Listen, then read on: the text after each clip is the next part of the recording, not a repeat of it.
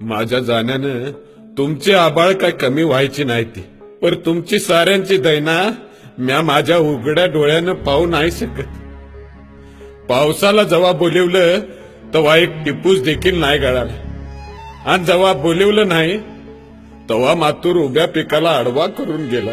म्या तरी काय करू माझे बये, म्या भित्रा नाही गे, पर आपल्या मुलाबाळांची, माझ्या म्हाताऱ्याची, तुझी आणि आपल्या गोट्यातल्या लाडक्या जनावरांची भुकेनं झालेली फरफट मला बघवत नाही.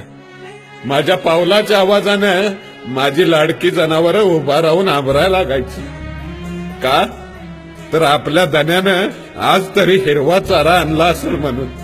पर मला रिकामा बघता आज ती मुकी जनावरं गप गुमान बसायची.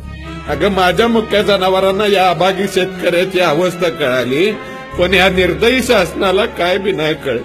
सगळं वज्ज तुझ्या खांद्यावर टाकून जाताना लय वंगाळ वाटतंय. माझ्या पोराला सांग, साध्यातला साधा शिपाई हो, पण शेतकरी नव्हे. कारण साध्या शिपायांनी जरी संप केला तरी त्याचा पगार हजारांनी वाढतोय.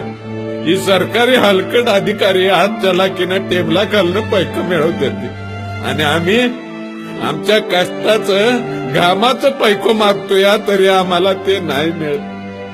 माझ्या म्हाताऱ्याला सांभाळ, रागीट आहे ती, पर लय माया लावतात. माझ्या जनावरांना रुसायला नको लावूस, माझ्या जनावरांना कसायला ऐकू नकोस. लय झालं तर रानावनात सोडून दे, पण आपलं धन कसायाच्या हातात देऊ नकोस. आणि माझ्या लाडक्या पोरीला सांभाळ, तिला माझा एक गोड मुक्का दे. पोरीला लय काम लावू नकोस. माझे बयेस 7 जन्माचं फेर घेतलं होतं, पर अर्ध्यात सोडून जातोय. मला माफ कर. तुझाच धनी.